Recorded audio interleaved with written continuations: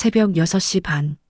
알람도 아닌 시어머니의 전화벨 소리에 잠에서 깨었습니다. 눈을 비비며 화면을 확인하는데 심장이 먼저 두근거렸어요. 이 시간에 전화라니 혹시 무슨 일이라도 생긴 걸까? 급하게 전화를 받았습니다. 며칠 전에도 새벽에 갑자기 배가 아프다고 전화하셔서 잠결에 허둥지둥 뛰어간 적이 있거든요. 그래서 이제는 새벽 시간에 시어머니 전화만 오면 기분이 먼저 움츠러들고 혹시 또 무슨 일인가 걱정부터 앞섭니다. 어머니, 무슨 일이세요?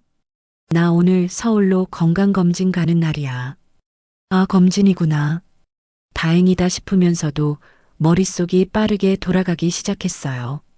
왜 이렇게 이른 시간에 전화하신 걸까? 아, 네. 그런데 어머니 집 주변에도 건강검진센터 있지 않아요? 거기는 좀 더 가까운데 서울까지 가세요? 조심스럽게, 정말 조심스럽게 말을 꺼냈습니다. 서울까지 가려면 시간도 오래 걸리고 집 주변에도 시설 좋은 병원들이 많으니까요. 하지만 돌아온 대답은 단호했습니다. 병원이라고 다 같은 병원이 아니다. 서울 가야 한다. 더 이상 말씀드릴 여지가 없었어요.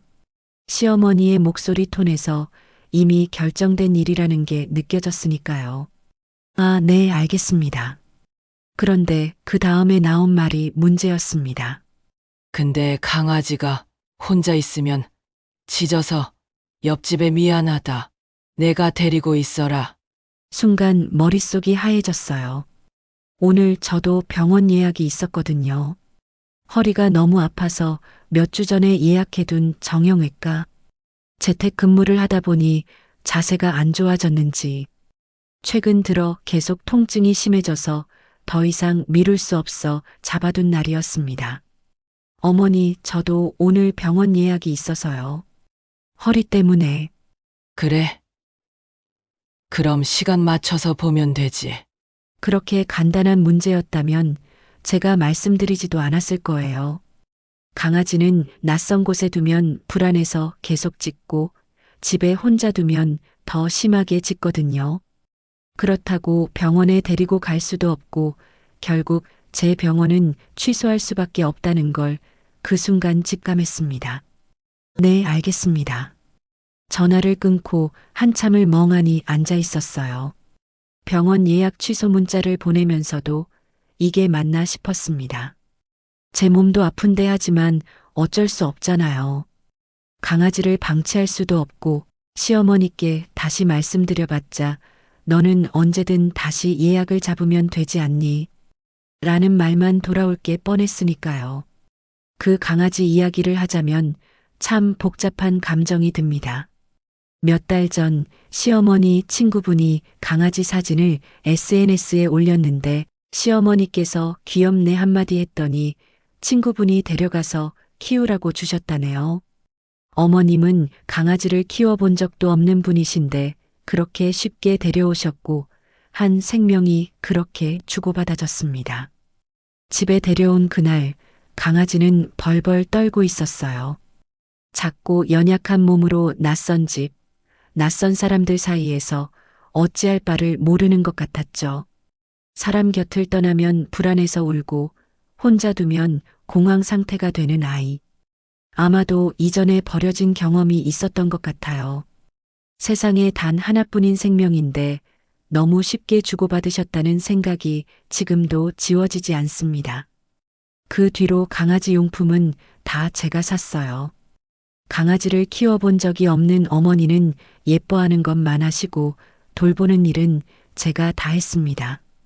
사료, 간식, 배변 패드, 목줄, 이동 가방 하나하나 찾아보고 주문하고 동물병원 예약도 제가 하고 산책도 제가 시키고 시어머니는 그저 귀여워만 하세요. 안아보시고 쓰다듬으시고 그것만으로도 충분히 사랑하시는 거겠죠. 하지만 책임은 자연스럽게 제 몫이 되었습니다. 저도 사실 키워본 적이 없어서 인터넷 보고 찾아보고 알려드리고 사다 드리는데 그러면서도 시어머니는 당연하다는 듯 말씀하세요. 너는 집에 있잖아. 내가 봐주면 되지. 재택근무가 집에서 쉬는 것과 같다고 생각하시는 것 같아요. 컴퓨터 앞에 앉아서 몇 시간씩 회의하고 보고서 쓰고 마감 맞추느라 정신없는 건 보이지 않으시나 봅니다. 오늘도 그랬어요. 결국 병원 예약을 취소하고 강아지를 돌보며 하루를 시작했습니다. 허리는 여전히 아팠지만 진통제 한 알로 버텨야 했어요. 오전 내내 일하면서도 강아지가 짖지 않도록 신경 쓰고 밥도 챙겨주고 중간중간 안아주며 불안해하지 않도록 달래주고 그렇게 오후가 되었습니다. 시계를 보니 6시 반. 시어머니께서 아직 집에 안 들어오셨나 강아지를 데려간다는 전화가 없으시네요. 서울까지 갔다 오시는 길이니 시간이 걸리시겠지만 혹시 무슨 일이라도 있으신 건 아닐까 걱정이 됐어요. 전화를 드렸습니다. 어머니, 검진 잘 받으셨어요? 아직 안 들어오셔서 괜찮으신가 해서요. 4시에 왔다.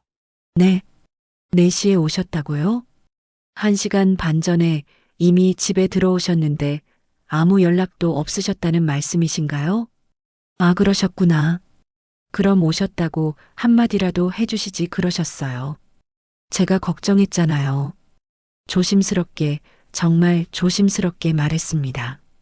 그런데 돌아온 대답은 그래서 병원에서 오자마자 너한테 갔어야 하니. 그 한마디에 세상이 멈춘 것 같았습니다. 심장이 쿵 하고 내려앉았어요. 마치 제가 괜히 신경 쓴 사람이 된 것 같았습니다. 쓸데없이 오지랖을 부린 사람처럼요.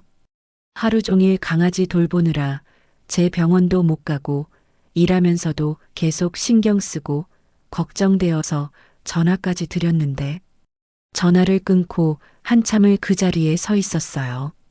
강아지가 제 발치에서 꼬리를 흔들며 올려다봤지만 저는 그 순간 아무것도 할 수 없었습니다.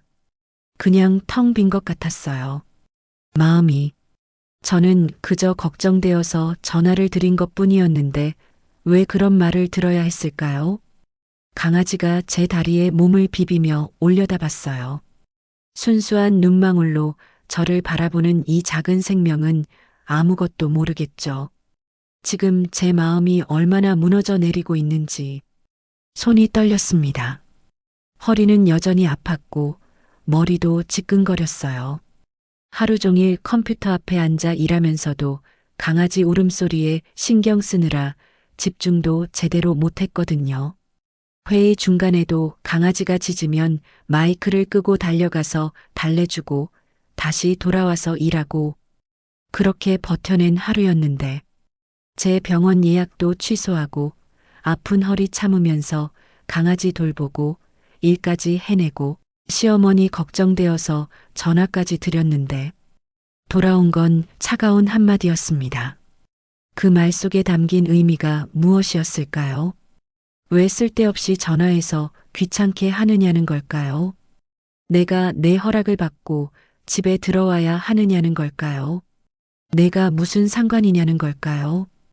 어떤 의미였든 그 한마디는 저를 완전히 무너뜨렸습니다. 소파에 주저앉아 한숨을 내쉬었어요. 강아지가 제 무릎에 앞발을 올리고 킁킁거리며 냄새를 맡았습니다. 걱정하는 것처럼 보였어요. 이 작은 생명이 저보다 더 따뜻하게 느껴지는 순간이었습니다. 너라도 있어서 다행이다. 쓰다듬으면서 중얼거렸어요.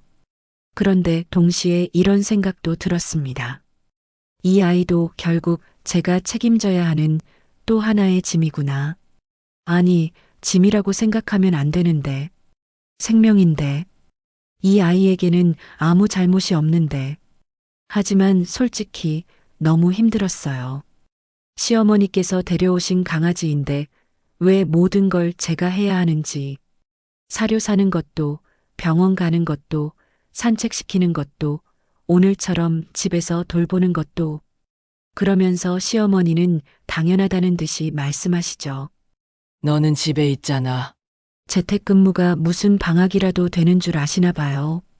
집에 있으면 시간이 남아도는 줄 아시는 것 같아요. 하지만 현실은 달랐습니다. 오히려 사무실에 나가는 것보다 더 정신없을 때가 많았어요. 아이들도 케어하고 집안일도 눈에 보이고 강아지도 신경 써야 하고 시댁일도 자연스럽게 제 몫이 되고 그럼에도 저는 최대한 참으려고 했어요. 며느리니까요. 이 집에 시집 온 며느리니까 시어머니 말씀 잘 듣고 불평하지 않고 웃으면서 지내야 한다고 스스로를 다독였습니다. 하지만 오늘은 정말 무너졌어요. 예민한 걸까요? 혹시 제가 너무 오버하는 걸까요? 스스로에게 몇 번이고 물었지만 가슴속 깊은 곳에서 올라오는 서러움은 멈출 수가 없었습니다. 눈물이 핑 돌았어요. 참으려고 했는데 강아지가 제 손을 함는 순간 그만 눈물이 흘러내렸습니다. 미안해, 너한테 이런 모습 보여서. 강아지를 꼭 안아주었어요. 따뜻한 체온이 느껴졌습니다. 이 아이도 버려졌던 경험이 있어서인지 제 품에 안겨서는 안정감을 느끼는 것 같았어요. 우리 둘 다 외로운 존재구나. 그런 생각이 들었습니다. 시계를 보니 벌써 저녁 6시가 넘었더라고요. 저녁 준비를 해야 하나? 하는 생각이 들었지만 도저히 몸이 움직이지 않았어요. 마음도 몸도 전부 지쳐버렸으니까요. 그때 남편에게서 카톡이 왔습니다. 저녁 먹었어? 평범한 인사였지만 그 순간 울컥했어요. 뭐라고 답해야 할까요? 오늘 너무 힘들었어. 어머니가 새벽에 전화하셔서 강아지 맡아달라고 하셔서 병원도 못 갔고 걱정되어서 전화드렸더니 차갑게 대하셔서 너무 속상해. 이렇게 말하면 남편은 뭐라고 할까요? 엄마가 원래 그래. 신경 쓰지 마. 너무 예민하게 받아들이는 거 아니야? 그냥 넘어가. 엄마 성격 알잖아. 아마 이런 말들을 하겠죠. 그래서 전 대답했습니다. 응, 이따 먹을게. 그냥 덮었어요. 또 말해봤자 달라지는 건 없으니까요. 오히려 제가 예민한 며느리, 시어머니 험담하는 며느리가 될 뿐이니까요. 저녁도 대충 때우고 강아지 밥만 챙겨주고 다시 컴퓨터 앞에 앉았습니다. 밀린 업무가 있었거든요. 하지만 도무지 집중이 되지 않았어요. 그리고 깨달았습니다. 아, 나는 이 집에서 편한 사람이구나. 부탁해도 되는 사람, 거절하지 않는 사람, 불평하지 않는 사람. 그래서 시어머니는 나를 당연하게 여기는구나. 감사할 미안해할 필요도 없는 존재. 그저 며느리니까, 집에 있으니까 당연히 해야 하는 사람. 그게 바로 저였습니다. 밤 10시가 넘어 남편이 퇴근했어요. 오늘 힘들었어? 남편이 물었습니다. 응, 괜찮아. 거짓말이었어요. 하나도 괜찮지 않았어요. 하지만 말할 수 없었습니다. 말하면 또 싸움이 될 것 같았고 남편과 시어머니 사이에서 제가 악역이 될 것 같았으니까요. 그냥 혼자 사귀는 게 편했어요. 아니, 편한 건 아니지만 그게 최선이었습니다. 남편은 씻으러 들어갔고 저는 혼자 거실에 앉아 멍하니 창밖을 바라봤어요. 어두운 밤하늘에 별이 보였습니다. 나는 누구한테 기댈 수 있을까? 문득 그런 생각이 들었어요. 친정 부모님이 일찍 돌아가셔서 안 계시고 형제자매도 없고 친구들에게 이런 이야기를 하기엔 너무 무겁고 결국 혼자였습니다. 오롯이, 완전히, 철저히 혼자. 그 외로움이 가슴을 짓눌렀습니다. 강아지가 제 발치에 누워 잠들어 있었어요. 작고 연약한 숨소리가 들렸습니다. 너라도 있어줘서 고마워. 속으로 중얼거렸습니다. 그리고 다짐했어요. 내일은 또 버텨야지. 어떻게든 웃으면서 아무렇지 않은 척하면서 그렇게 하루하루 버티는 게 제 삶이니까요. 그저 묻어두고 덮어두고 잊으려 애쓸 뿐이었습니다. 오늘도 내일도 그 다음 날도 그렇게 살아가는 것이 며느리의 삶이니까요. 며칠이 흘렀습니다. 그날의 상처는 아물지 않았지만 저는 다시 일상으로 돌아갔어요. 돌아갈 수밖에 없었습니다. 멈춰 있을 여유가 없었으니까요.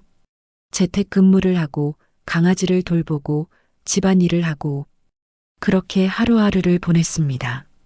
그런데 며칠 전 또 한 번의 사건이 있었어요.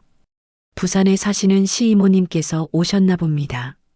봄이라 쑥이 한창이라며 시어머니와 함께 쑥을 캐러 가신댔어요. 저는 그날도 집에서 일하고 있었어요. 회의가 연달아 잡혀 있어서 컴퓨터 앞을 떠날 수가 없었거든요. 오후가 되었을 때쯤 시댁 유선 전화로 전화를 걸었습니다. 시아버님께 여쭤볼 게 있었거든요. 집수리 관련해서 확인할 사항이 있었어요. 여보세요. 시아버님께서 전화를 받으셨습니다. 아버님, 저예요. 지난번에 말씀드린 그 수리건인데요. 이야기를 시작하려는데 뒤에서 시어머니 목소리가 들렸어요.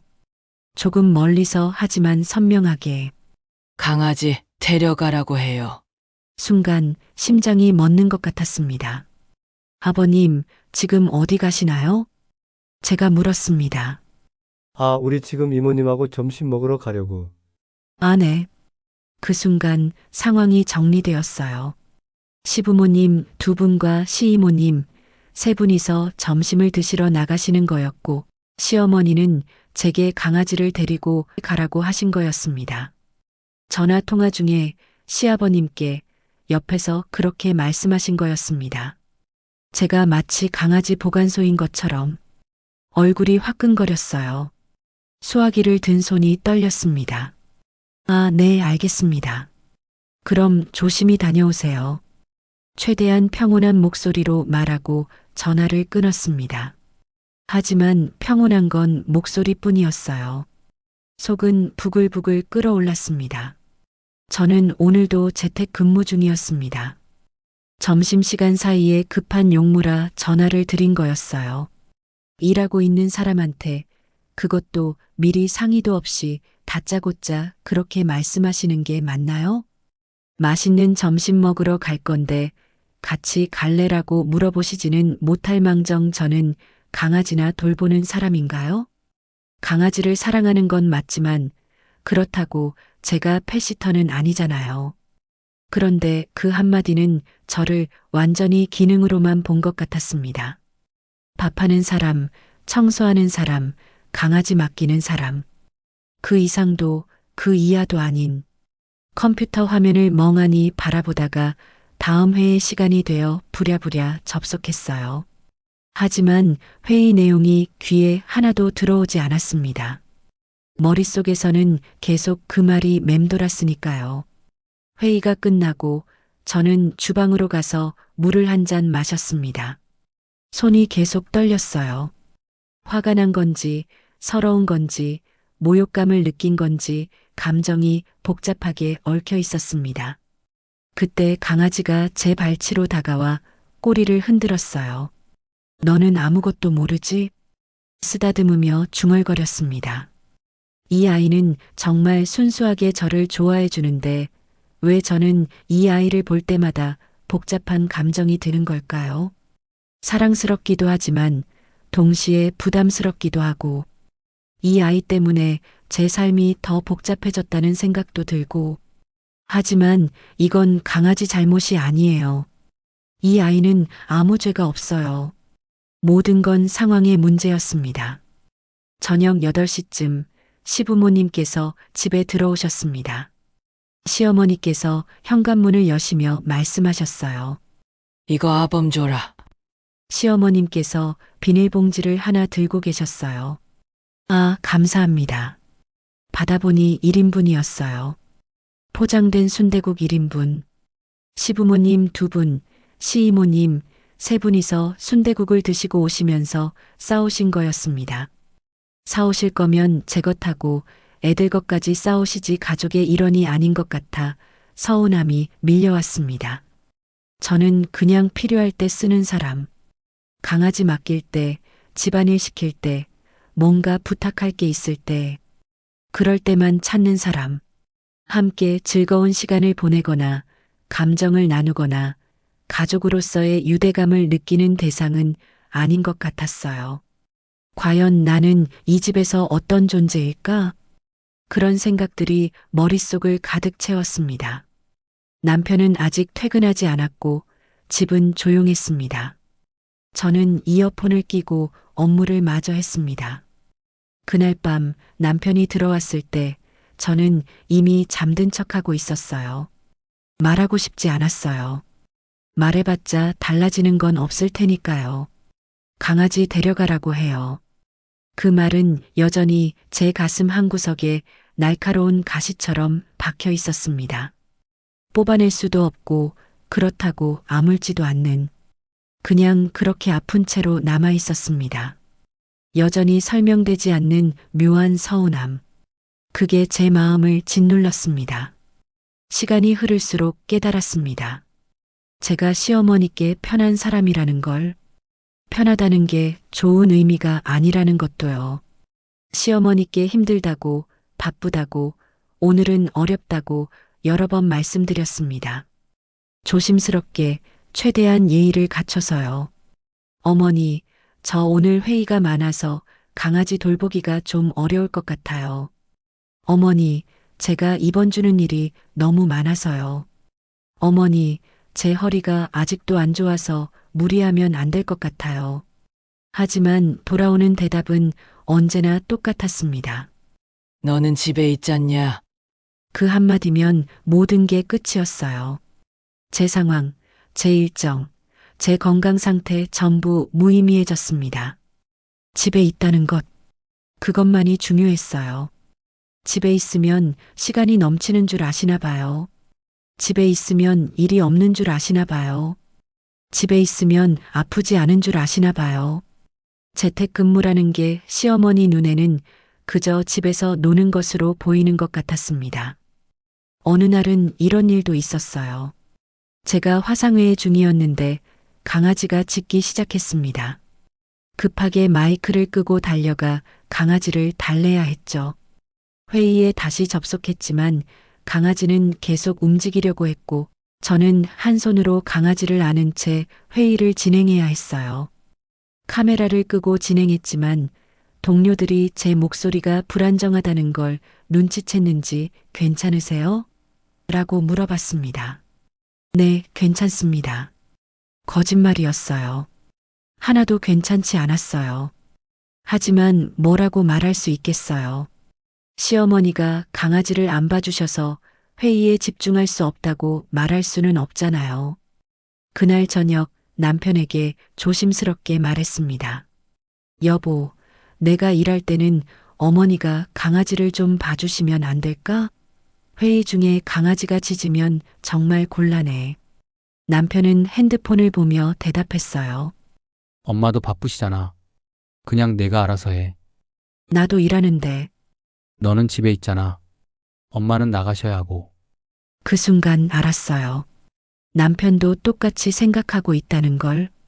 저는 집에 있으니까 당연히 모든 걸 감당할 수 있다고. 더 이상 말하지 않았습니다. 말해봤자 제가 예민한 사람, 불평 많은 며느리가 될 뿐이니까요. 그런데 더 힘들었던 건 따로 있었습니다.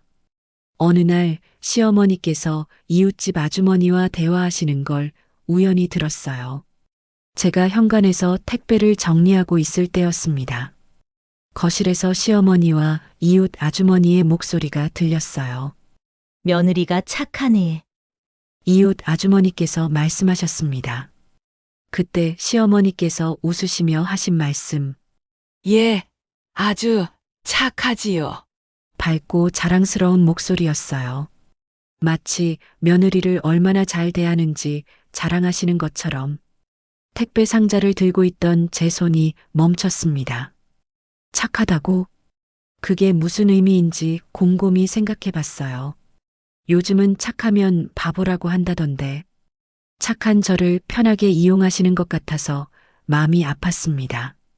필요할 때는 당연하게 부르시고, 당연하게 부탁하시고, 당연하게 제 시간을 쓰시면서 정작 제 감정이나 제 상황은 전혀 신경 쓰지 않으시잖아요. 이웃 아주머니는 며느리 복이 쓰시네 하며 부러워하셨어요. 시어머니는 만족스럽게 웃으셨고요. 저는 조용히 택배 상자를 들고 제 방으로 들어왔습니다. 가슴이 답답했어요. 나는 정말 잘 대접받고 있는 걸까? 아니면 이용당하고 있는 걸까? 경계가 모호했습니다. 시어머니는 분명 저를 나쁘게 대하시는 건 아니에요. 욕하시거나 폭언하시거나 학대하시는 건 절대 아니에요. 그냥 무신경하신 거예요. 제 감정에 무신경하시고, 제 상황에 무신경하시고, 제 존재에 무신경하신 거예요. 그리고 그게 더 힘들었어요. 싫어서 그러시는 게 아니라 그냥 당연하다고 생각하시니까. 며느리는 원래 그런 거라고, 집에 있으면 당연히 도와줘야 하는 거라고 그렇게 생각하시니까. 저는 친정이 없어요. 부모님은 일찍 돌아가셨고 형제자매도 없어요. 오롯이 혼자예요. 남편도 외동아들이에요. 그러니 이 집에서 며느리도 저 혼자뿐이에요.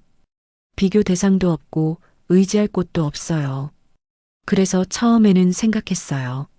시어머니가 저를 딸처럼 대해주시면 좋겠다. 친정이 없는 저에게 가족이 되어주시면 좋겠다고. 하지만 시간이 지나면서 알았어요. 그건 제 착각이었다는 걸. 시어머니는 저를 딸처럼 대하실 생각이 없으세요. 며느리는 며느리일 뿐이에요. 편하게 부릴 수 있는 사람, 당연히 도움을 받을 수 있는 사람, 불평하지 않고 참아줄 거라고 기대하는 사람. 그게 바로 며느리였어요. 딸처럼 대하길 바라진 않아요. 이제는요. 그냥 인간적인 온도, 그 조금만 바라는데 그 온도조차 제겐 어려운 걸까요? 저는 이 집에서 편한 사람이에요. 감정적으로 신경 쓰지 않아도 되는 사람. 필요할 때 부르면 되는 사람. 거절하지 않을 거라고 믿는 사람. 불평해도 결국 다 해줄 거라고 아는 사람. 그게 바로 며느리 저였습니다. 그날 밤 거울을 보며 생각했어요. 나는 여기서 행복한가? 대답할 수 없었어요. 행복하지 않다고 말하기엔 일상이 무난했고 행복하다고 말하기엔 마음이 너무 아팠으니까요. 그저 버티고 있는 것 뿐이었습니다. 하루하루 그냥 버티고 있는 것. 그게 제 삶이었어요. 강아지가 제 발을 핥았어요. 너만 날 위로해 주는구나. 쓰다듬으며 중얼거렸습니다. 그리고 또 다짐했어요. 내일도 웃으면서 지내자. 내색하지 말자. 며느리답게 행동하자. 그렇게 스스로를 다독이며 또 하루를 준비했습니다. 하지만 가슴속 깊은 곳에서는 작은 목소리가 울고 있었어요. 나도 누군가에게 소중한 사람이고 싶어. 나도 배려받고 싶어. 나도 인간적인 따뜻함을 느끼고 싶어. 그 작은 목소리를 저는 계속 외면하며 살아가고 있었습니다. 오늘은 정말 마음이 무너졌습니다.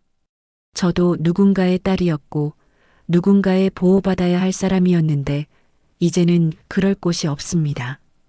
그래서 어디에도 말할 곳 없이 그냥 제 마음을 비워두기 위해 온라인 커뮤니티에 조심스럽게 글을 올렸습니다.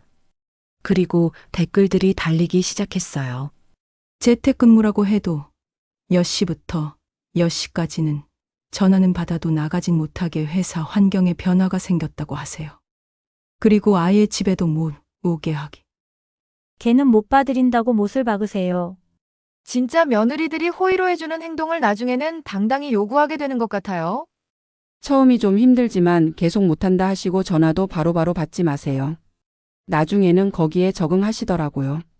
저도 처음에 나만 참으면 평화인데 생각하고 착한 며느리로 살았는데 친구들은 시댁이랑 거리두기 잘하며 현명하게 살더라고요. 저도 그때 충격받고 점차 거리두기 하며 사니 처음에는 섭섭해 하셨는데 이제는 그러려니 하고 생각하세요. 착한 아들 며느리는 효자가 아니라 고구더라고요. 그 댓글을 읽는 순간 가슴이 뜨거워졌습니다. 나만 이런 게 아니었구나. 나만 힘든 게 아니었구나. 그리고 내가 잘못한 게 아니었구나. 눈물이 흘렀어요.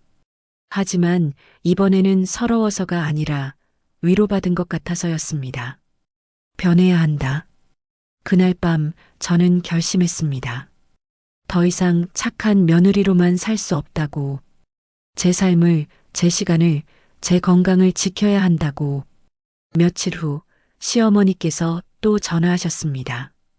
나 오늘 병원 가는데 강아지 좀 봐라.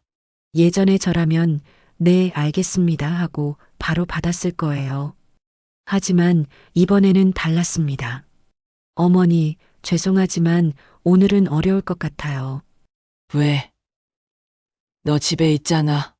심장이 두근거렸지만 참았습니다. 네, 집에 있지만 오늘 회의가 아침부터 연달아 있어서 중간에 자리를 뺄 수가 없어요. 회사 규정상 업무 시간엔 자리를 비우면 안 되고요. 그럼 어쩌라고? 하지만 이번엔 흔들리지 않았습니다. 어머니, 강아지 호텔이나 이웃에 부탁하시는 건 어떠세요? 제가 번호 찾아드릴게요. 전화 저편이 잠시 조용했습니다. 알았다. 그렇게 전화가 끊어졌어요. 손이 떨렸습니다. 가슴도 두근거렸어요. 하지만 후회되지 않았습니다. 제가 못한다고 말할 수 있다는 것. 그게 이렇게 무서우면서도 해방감을 주는 일인 줄 몰랐어요. 그 다음 날 시어머니께서 집에 오셨을 때 저는 조용히 말씀드렸습니다.